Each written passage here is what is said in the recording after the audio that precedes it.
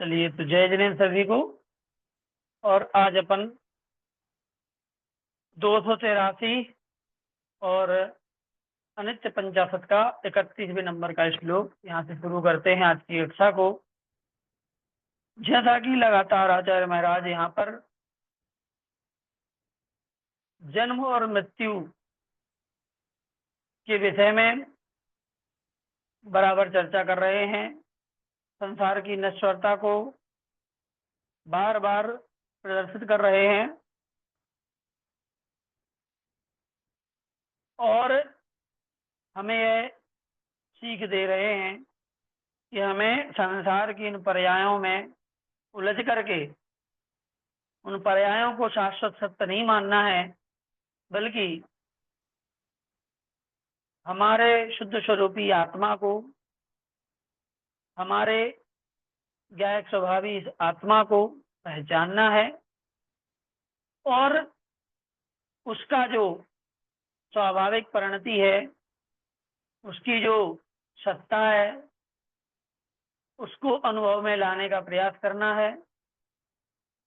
और कर्मों के बंधन के कारण से, कर्मों के उदय और फल के कारण से जो यह जीवात्मा संसार में भटक रहा है, इसको इस बंधन से छुड़ाना है और मुक्ति पथ की ओर आगे बढ़ करके और अपनी मंजिल को पाना है।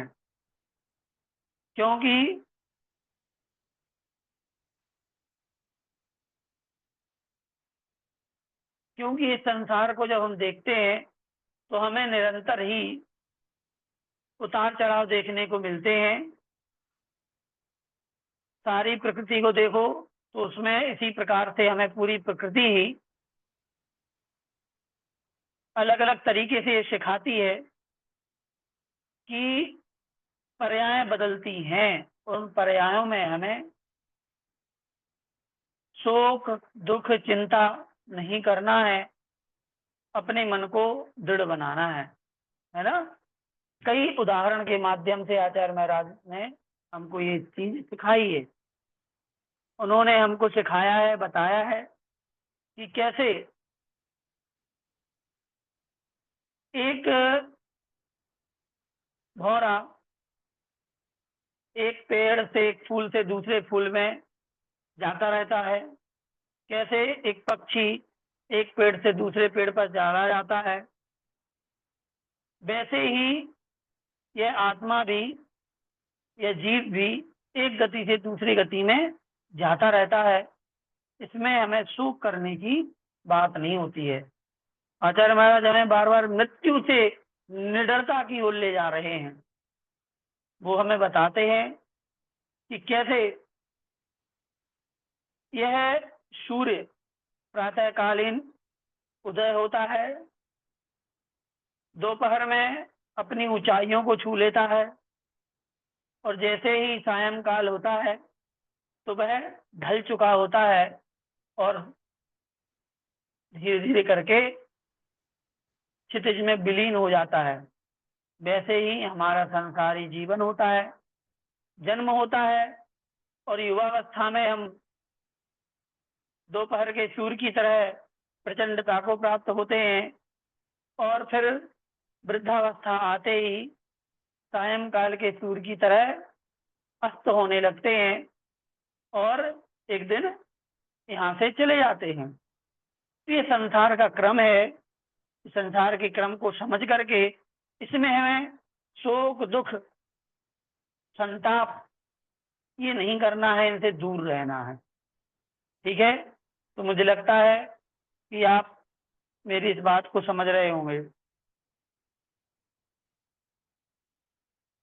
चलिए, अब उसी क्रम को और आगे बढ़ाते हैं 283वें नंबर के श्लोक से। आकाश एव शशि सूर्य मरुत खगाद्याः भूपृष्ठ एव सकट प्रमुखाश्चरन्ति मीनादयश्च जल एव यमस्तु याति सर्वत्र कुत्र भविनां भवति प्रयत्नः। सूर्य, चंद्र, वायु और पक्षी आदि आकाश में ही गमन करते हैं। गाड़ी आदिकों का आवागमन पृथ्वी के ऊपर ही होता है और मत्स्यादिक जल में ही संचार करते हैं, परंतु यम, आकाश, पृथ्वी और जल में सभी स्थानों पर पहुंचता है।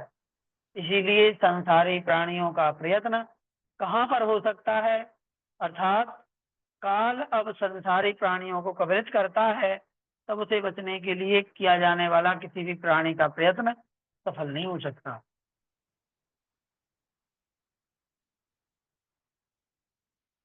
यहाँ पर ये बता रहे हैं कि 3 प्रकार के प्राणी होते हैं, जलचर, थलचर और नभचर। जल में रहने वाले, स्थल में रहने वाले और आकाश में रहने वाले, गमन करने वाले, है ना। तीनों प्रकार के प्राणी तीनों स्थानों में रहते हैं, लेकिन जो मृत्यु है ना, वो तीनों जगह पहुंचती है, आकाश में भी, स्थल में भी और जल में भी। अब तीनों जगह मृत्यु आती है तो भैया आप बच के जाओगे कहाँ। इसलिए आप, यदि हम ये सोचें कि मृत्यु से लड़ करके जीत लें और बच जाएं, तो ऐसा संभव नहीं है, कभी भी संभव नहीं हो सकता। इसलिए उससे बचने का प्रयत्न नहीं करना है, बल्कि उसको एक्सेप्ट करना है।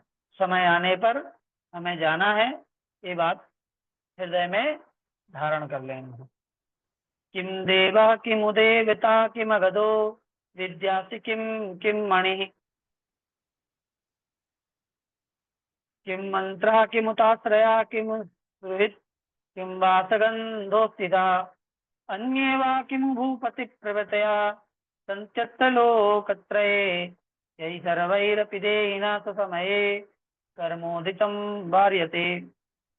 यहाँ तीनों लोकों में क्या देव, क्या देवता, क्या औषधि, क्या विद्या, क्या मणि, क्या मंत्र, क्या आश्रय, क्या मित्र, क्या वह सुगंध, अथवा क्या अन्य राजा आदि भी ऐसे शक्तिशाली हैं जो सभी अपने समय में उदय को प्राप्त हुए कर्म को रोक सकें, अर्थात उदय में आए हुए कर्म का निवारण करने के लिए उपर्युक्त देवादिकों में से कोई भी समर्थ नहीं है। ठीक है। कर्मों का उदय आता है तो हमें सुख भी मिलता है, दुख भी मिलता है, और कर्म के ही उदय से, उदीर्णा से मृत्यु भी आती है। जब आयु कर्म की उदीर्णा पूरी हो जाती है तो फिर उसे हम मृत्यु का नाम दे देते हैं। तो जब आयु कर्म की उदीर्णा होगी तो फिर चाहे देव हो, देवता, औषधि, विद्या, मणि, मंत्र, तंत्र, कुछ भी हो, राजा आदि शक्तिशाली भी हो, कोई भी अपने उदय में आए हुए कर्मों को रोक नहीं सकता। जब कर्मों को उदय में आने से नहीं रोक सकते, तो फिर हम इन कर्मों के उदय में आए हुए दुखों से क्यों दुखी होते हैं, क्यों शोक में पड़ते हैं। यहाँ पर आचार्य महाराज हमें कर्मों के उदय में दृढ़ता धारण करने का हमें सीख दे रहे हैं। इसलिए हमें दृढ़ता के साथ में अच्छे बुरे कर्मों के साथ डटे रहना चाहिए, घबराना नहीं चाहिए।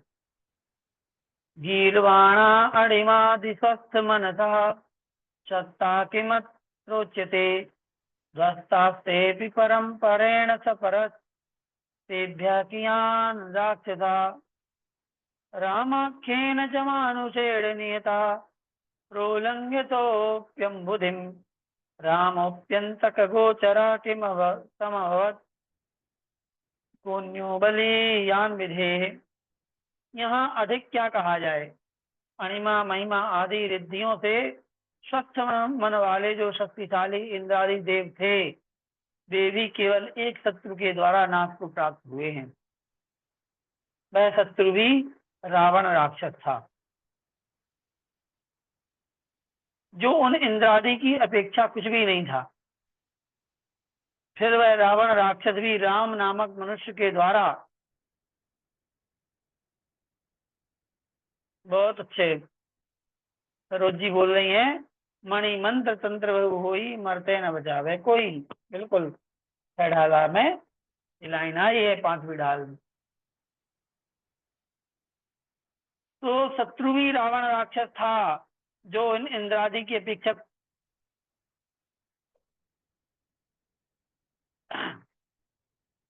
इंद्रादि देव कुछ भी नहीं था इंद्रादि के आगे।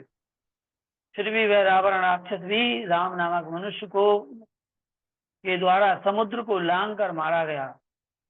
अंत में वह राम भी यमराज का विषय हो गया, अर्थात उसे भी मृत्यु ने नहीं छोड़ा। ठीक है, दैव से अधिक बलशाली और कौन है, अर्थात कुछ भी नहीं है। जय जिनेन्द्र सभी को। अरे भाई,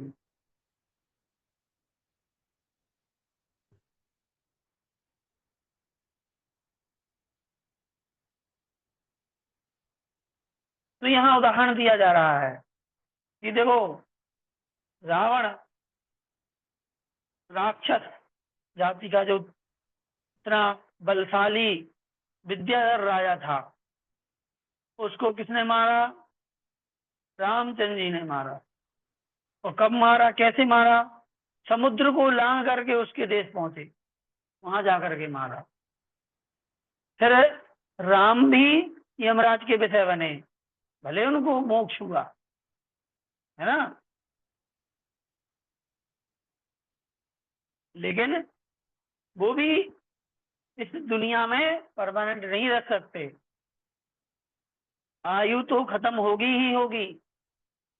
अब चाहे आयु के समाप्त होने पर मोक्ष चले जाएं, कर्मों का बंधन छोड़ करके और मुक्त हो जाएं, और चाहे तो कर्मों का बांध करके अगली गति में चले जाएं, लेकिन यहाँ से तो जाना ही पड़ेगा, ये तो पक्की बात है। इसलिए यहाँ पर कहा जा रहा है कि दैव से अधिक बलशाली कुछ भी नहीं है।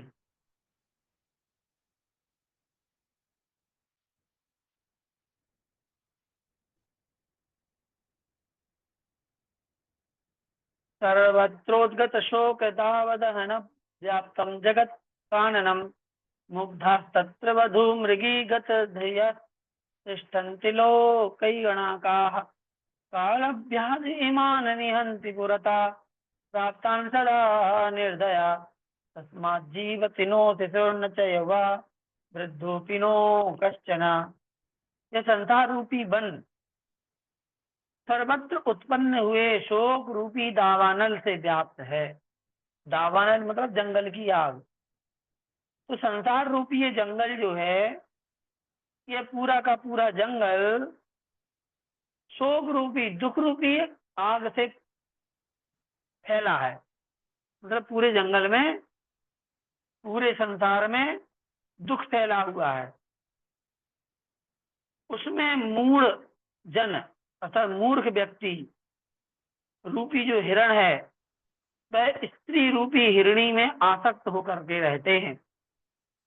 मतलब पूरे जंगल में आग लगी है, लेकिन यहाँ मूर्ख व्यक्ति जो है क्या कर रहा है, वो स्त्री रूपी हिरणी में आसक्त है। निर्दय काल जो मृत्यु है, तो मृत्यु रूपी व्याध मतलब शिकारी सामने आए हुए इन जन रूपी हिरणों को सदा ही नष्ट किया करता है। जैसे जंगल में शिकारी आकर के हिरणों को मारता है, वैसे ही यह मृत्यु रूपी शिकारी इन मनुष्य रूपी हिरणों को नष्ट करता है।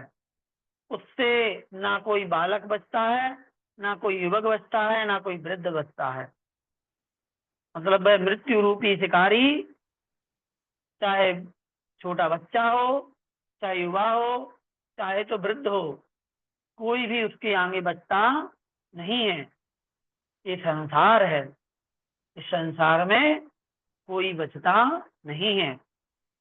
और जो ये सोचता है कि मैं बच जाऊंगा, इसका मतलब कि वह सो रहा है, वह नींद में है, वह भ्रम में पड़ा हुआ है। इसलिए संसार की हकीकत को समझ करके और अपने आप को वैसा बनाएं।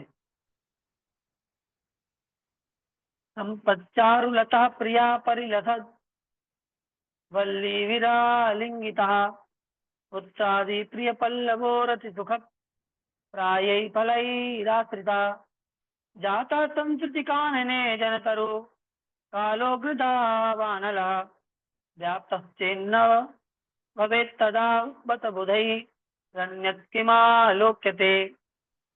संसार रूपी वन में उत्पन्न हुआ जो मनुष्य रूपी वृक्ष, रूपक अलंकार का प्रयोग बहुत ज्यादा किया हुआ। संसार रूपी वन है तो संसार को जंगल ही बनाया है और कुछ नहीं। संसार रूपी वन में मनुष्य रूपी वृक्ष उत्पन्न है और संपत्ति रूपी सुंदर लता से सहित स्त्री रूप शोभायमान बेलों से बेष्टित पुत्र पौत्रादि रूपी मनोहर पत्तों से रमणीय और विषय भोग जनित सुख जैसे फलों से परिपूर्ण होता है। मतलब मनुष्य पेड़ है, उसकी संपत्ति उसकी लताएं हैं, स्त्री उसकी बेलें हैं और पुत्र पौत्र आदि पत्ते हैं और जो विषय भोग हैं ये उसके फल हैं। इन सबसे सहित वो एक पेड़ है। ये मनुष्य क्या है? एक पेड़ है। बताओ कितनी गजब की रूपक यहाँ पर गजब का रूपक प्रस्तुत किया है। मनुष्य एक पेड़ है, धन संपत्ति लताएं हैं, स्त्री सुंदर बेलें हैं, पुत्र पौत्रादि मनोहर पत्ते हैं और विषय भोग उसके फल हैं। यदि मृत्यु रूपी तीव्र दावानल से व्याप्त ना होता तो विद्वान जन और अन्य क्या देखें। अर्थात वह मनुष्य रूपी वृक्ष उस काल रूप दावानल से नष्ट होता ही है। यह देखते हुए भी विद्वज्जन आत्महित में प्रवृत्त नहीं होते, ये खेद की बात है? अब संसार रूपी वन में यह पेड़ लगा हुआ है जिसमें ये पत्ते फल फूल लताएं हैं, लेकिन जब आग लगती है तो वह पेड़ जल जाता है और यह हर कोई देख रहा है। लेकिन जो विद्वान होते हैं, समझदार होते हैं, वह अपने आत्महित में तत्पर होते हैं, उसको इग्नोर नहीं करते हैं। ठीक है। वांछत्येव सुखम तदत्र विधिना दत्तम परम प्राप्यते नूनम मृत्युमुपाश्रयन्ति मनुजा तत्राप्यतो विव्यति इत्थं काम भय प्रसक्त हृदया मोहान्मुदैव ध्रुवम दुःखोर्मुख प्रचुरे पतन्ति कुधिया संसार घोराणवे। क्या कहा है कि संसार में मनुष्य सुख की इच्छा करते ही हैं, परंतु वह उन्हें केवल कर्म के द्वारा दिया गया प्राप्त होता है। वे मनुष्य निश्चय से मृत्यु को तो प्राप्त होते हैं परंतु उससे डरते हैं। इस प्रकार वे दुर्बुद्धि मनुष्य हृदय में इच्छा अर्थात सुख की अभिलाषा और मृत्यु को धारण करते हुए अज्ञानता से अनेक दुखों रूप लहरों वाले संसार रूपी भयानक समुद्र में व्यर्थ ही गिरते हैं। ठीक है। क्या कह रहे हैं कि मनुष्य क्या है, सुख की इच्छा करता है, बहुत सुख चाहता है वो, लेकिन उसे मिलता कितना है? जितना उसका कर्म होता है। जितना कर्म होता है उतना ही मिलता है, उसके अलावा नहीं मिलता। और ये मनुष्य निश्चय से मृत्यु को प्राप्त होता है फिर भी उससे डरता है। इसीलिए दुर्बुद्धि मनुष्य हृदय में सुख की अभिलाषा, ठीक है, और भय को धारण करते हुए अनेक दुख रूपी लहरों से इस संसार रूपी समुद्र में व्यर्थ में गिरता है। दीदी हूं क्या लिख रहे हैं हमें बिल्कुल समझ नहीं आया। ये सब ये संसार रूपी समुद्र है, इसमें भयानक दुख रूपी लहरें हैं और उन लहरों में ये व्यर्थ कि गिर रहा है, तो वो जान रहा है, फिर भी उसमें गिर रहा है। ये बड़ी ही सोचने की बात है, चिंता की बात है। सुख पयसी दिव्यन मृत्यु कैव,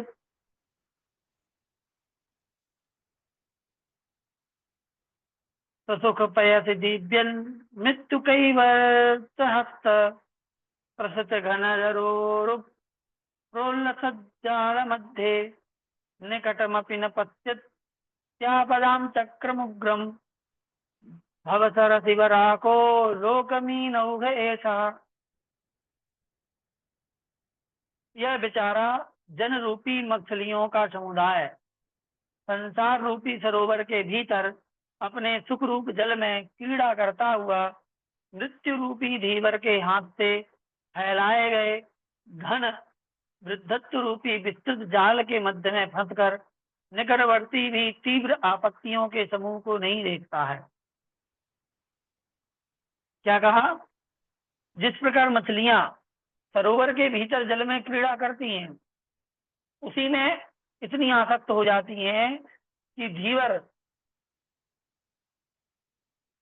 समय से पहले और भाग्य से ज्यादा नहीं मिलता। इस लाइन के बारे में हम बाद में चर्चा करते हैं, समय बचेगा तो।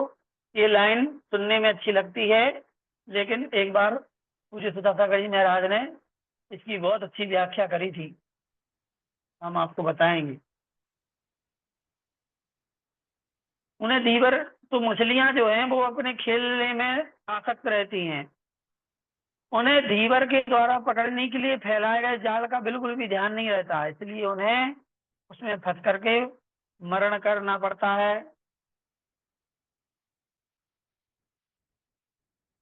आप नहीं मिला पा रहे हैं, इसलिए नहीं मिला पा रहे हैं क्योंकि आप पहली बार पढ़ रहे हैं। हम इसको एक बार पढ़ लेते हैं, फिर आपके सामने पढ़ते हैं, क्योंकि ये बहुत कठिन श्लोक है ना। एक बार में तो हमें ही पढ़ने में नहीं आते,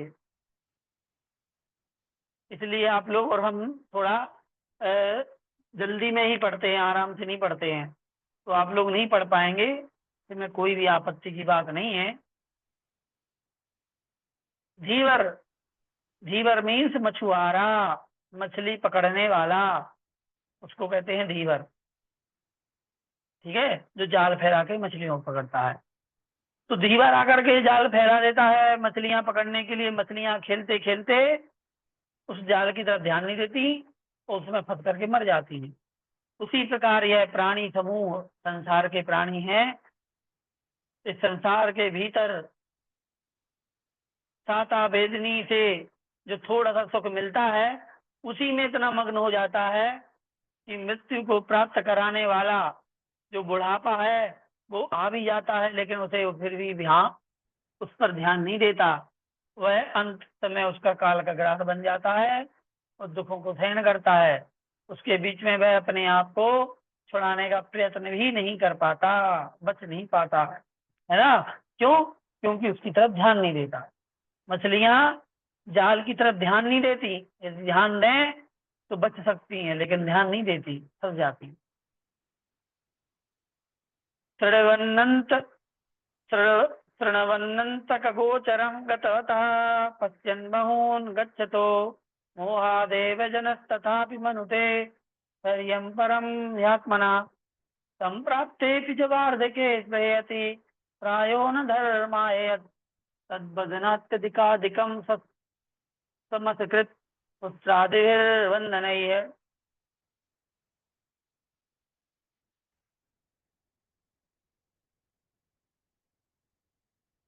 कि मनुष्य मरण को प्राप्त हुए जीवों के संबंध में सुनता है, वर्तमान में उक्त मरण को प्राप्त होने वाले जीवों को स्वयं देखता है, तो भी वह केवल मोह के कारण अपने को अक्षय स्थिर मानता है। इसीलिए वृद्धत्व के प्राप्त होने पर भी चूंकि वह प्राय धर्म की अभिलाषा नहीं करता, अतएव अपने को निरंतर पुत्रादि रूप बंधनों से अत्यधिक बांध लेता है। समझ में आई बात? हम लोग रोज समाचार पत्र में, जी जी, डाल देंगे। समाचार पत्र में, न्यूज में, मोबाइल में, हर जगह निरंतर लोगों को मरता हुआ देख रहे हैं, पढ़ रहे हैं, सुन रहे हैं, साक्षात भी देख लेते हैं। फिर भी हम अपने आप को क्या मानते हैं? स्थिर मानते हैं कि हम नहीं मरेंगे। ये सबसे बड़ी विडंबना की बात है, सोचने की बात है। और बुढ़ापा भी सामने आ जाए, फिर भी हम क्या करते हैं? धर्म की अभिलाषा नहीं करते और अपने आप को पुत्र पौत्र आदि के मोह के बंधन में बांधे रखते हैं। तो इससे हमें बचना चाहिए, है ना।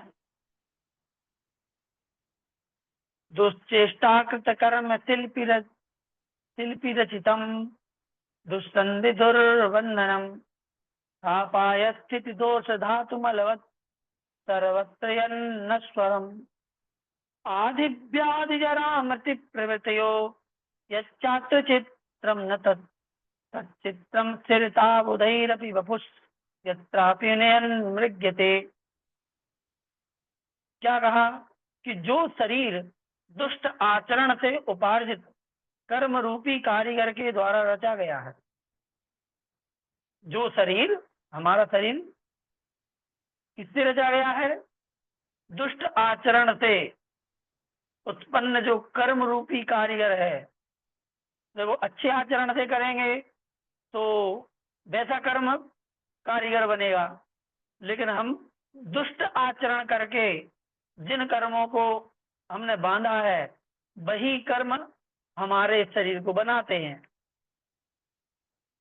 और उस शरीर की संधियां, बंधन निंदनीय हैं, जिसकी स्थिति विनाश से सहज है, अर्थात नष्ट होने वाली है। रोग आदि दोषों का धातुओं एवं मल से परिपूर्ण है, जो नष्ट होने वाला है। उसके साथ यदि आदि रोग, बुढ़ापा, मरण आदि रहते हैं तो इसमें कोई आश्चर्य की बात नहीं है। परंतु आश्चर्य तो केवल इसमें है कि विद्वान मनुष्य भी उस शरीर में स्थिरता को खोजते हैं। मतलब कोई आश्चर्य की बात नहीं है कि इसमें आदि आदि को वो मतलब मानसिक चिंता, मानसिक रोग या मानसिक जो संताप है, उसको आदि कहते हैं। व्याधि रोग को बोलते हैं, शारीरिक को। बुढ़ापा जानते हैं। तो यदि ये सब है तो इसमें कोई आश्चर्य की बात नहीं है। क्यों? क्योंकि इस शरीर का निर्माण ही ऐसे कारीगर ने किया है, जो कि हमारे पुराने दुष्ट आचरण से उत्पन्न हुए थे वो कर्म। उन्हीं कर्मों ने हमारे शरीर को बनाया है। इसलिए इस शरीर में यदि ये सब दोष हैं तो इसमें आश्चर्य की बात नहीं है। आश्चर्य की तो बात इसमें ये है कि समझदार व्यक्ति भी इसमें स्थिरता को खोजता है कि ये परमानेंट है। लब्धा श्री वांछिता वसुमती भुक्ता समुद्रावधि प्राप्तास्ते विषया मनोहर तरा स्वर्गे प्रिये दुर्लभा पश्चात पश्चाच्चेन्मृति रागमिच्छति ततः तत्सर्व में तद्विषा दृष्टम भोज में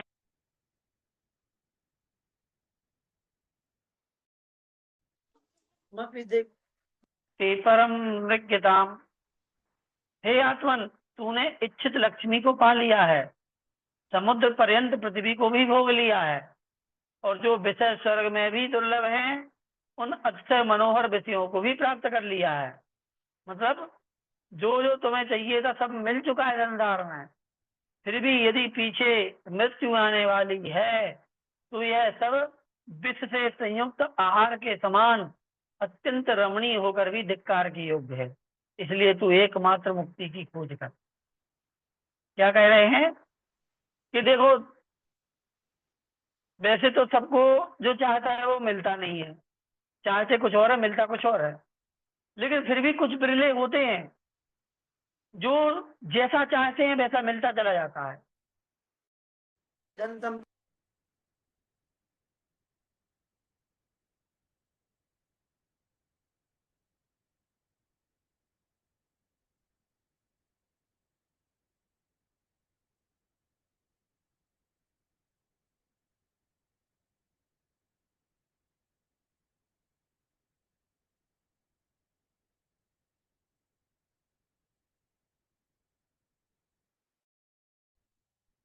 ठीक है, थैंक यू। बीच में कॉल आ रहा था, अभी आ रही होगी। सब लोग लिख रहे हैं अभी। अभी आ रही है आवाज? हाँ अब आ गई, ठीक ठीक, आ रही है, आ रही है। ठीक है, कोई नहीं लिखना। कॉल आ गया था बीच में। नो।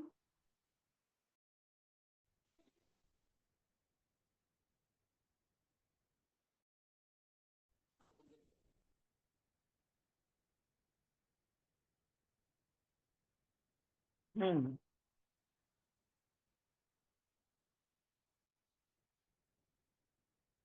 कोई बात नहीं, बीच में किसी का कॉल आता है तो आवाज कट हो जाती है, ठीक है। तो आप ना आए तो आप परेशान नहीं होना। हम फोन तो काट ही देते हैं। कट। चलो। हाँ, आवाज आ रही होगी। तो कहते हैं कि सब कुछ पा लिया फिर भी पीछे से मृत्यु आ रही है, तो फिर वो ये सुख क्या काम का निकला? वो तो बाद में दुखी देगा आपको। और ये वैसे ही है जैसे कि आपने बहुत ही टेस्टी, बहुत ही स्वादिष्ट भोजन किया, लेकिन उस भोजन में जहर था, तो वो भोजन का काम का निकला? मृत्यु को देने वाला है। इसलिए भैया, इन भोगों के चक्कर में ना पड़ करके और मोक्ष मार्ग की ओर चलने का प्रयत्न करना चाहिए। दो श्लोक और पढ़ेंगे। वो इसलिए क्योंकि इस चैप्टर में 55 श्लोक हैं, है ना। तो अभी अपन ये 41वें नंबर पे आ गए। तो 41 और 42 और करेंगे और कल 13 करके इस चैप्टर को क्लोज कर देंगे। ठीक है। युद्धे तावदलम रथेव तुरगा वीरास्य दृप्ता प्रथम मंत्र शौर्य मसिष्य तावद तुला कार्यस्य संसाधका राज्योपि क्षुदितोपि निर्दय मना यावज्जिगत् सूर्यमः क्रुद्धो धावति नैव सन्मुखमितो यत्नो विधेयो बुधैः। युद्ध में राजा के रथ, हाथी, घोड़े, अभिमानी सुभट, सुभट मतलब सैनिक, मंत्र, शौर्य, तलवार, यह सब अनुपम सामग्री तभी तक कार्य को सिद्ध कर सकती है जब तक कि दुष्ट भूखा यमराज क्रोधित होकर के मारने की इच्छा से सामने नहीं दौड़ता। इसलिए विद्वान पुरुषों को उस यम से अपनी रक्षा करने के लिए, अर्थात मोक्ष प्राप्ति के लिए ही प्रयत्न करना चाहिए, है ना। अब आप कहोगे हमारे पास तो इतनी सब सामग्री है, रथ, हाथी, घोड़ा, सैनिक हैं, द्वारपाल हैं, हमारे बॉडीगार्ड हैं, मंत्र है, तलवार है, बंदूक है, सब कुछ है, हमें कोई मार नहीं सकता। नहीं भैया, ऐसा कुछ भी नहीं है। वो तभी तक नहीं मार सकते जब तक कि यमराज ना आ जाए, है ना, मृत्यु ना आ जाए। जब मृत्यु का समय आ जाएगा तो ये सब कुछ काम नहीं कर पाएंगे। मृत्यु तो आ ही जाएगी, मृत्यु से कोई बच नहीं सकता। इसलिए मोक्ष प्राप्ति के लिए प्रयत्न करना चाहिए। अंतिम श्लोक। राजापि क्षणमात्रतो विधिवताद्राङ्कायते निश्चितं सर्वव्याधि विवर्जितोऽपि तरुणो यासुक्षयं गच्छति अन्यै किं किल सारतामुपगते श्रीजीवितं द्वैतयो संसारे स्थितिरीदृशीति विदुषा कान्यत्र कार्यो मदा। क्या कहते हैं कि भाग्यवश राजा भी क्षण भर में निश्चय से रंग के समान हो जाता है। भाग्य जब खराब होता है तो राजा भी क्षण भर में रंग, रंग का मतलब गरीब, दरिद्र, राजा भी दरिद्र हो जाता है। समस्त रोगों से रहित युवा पुरुष भी, बिल्कुल स्वस्थ युवा पुरुष भी मरण को प्राप्त हो जाता है क्षण मात्र में। इस प्रकार अन्य पदार्थों के विषय में तो क्या कहा जाए, किंतु जो लक्ष्मी और जीवित दोनों ही संसार में श्रेष्ठ समझे जाते हैं, उनकी भी जब ऐसी स्थिति है तब विद्वान मनुष्य को अन्य किसके विषय में अभिमान करना चाहिए। अर्थात कोई भी चीज स्थायी नहीं है और ना ही हम किसी चीज पर घमंड कर सकते हैं, है कि नहीं। न लक्ष्मी स्थायी है, न ये जीवित मतलब हमारा प्राण, हमारा ये जीवन स्थायी है। ये दोनों स्थायी नहीं है तो कोई भी चीज स्थायी नहीं है। इसलिए भैया, मृत्यु से डरना नहीं। चलिए आज की कक्षा को यहीं पे समाप्त करते हैं। जय जिनेन्द्र। दासांग दिनवाणी।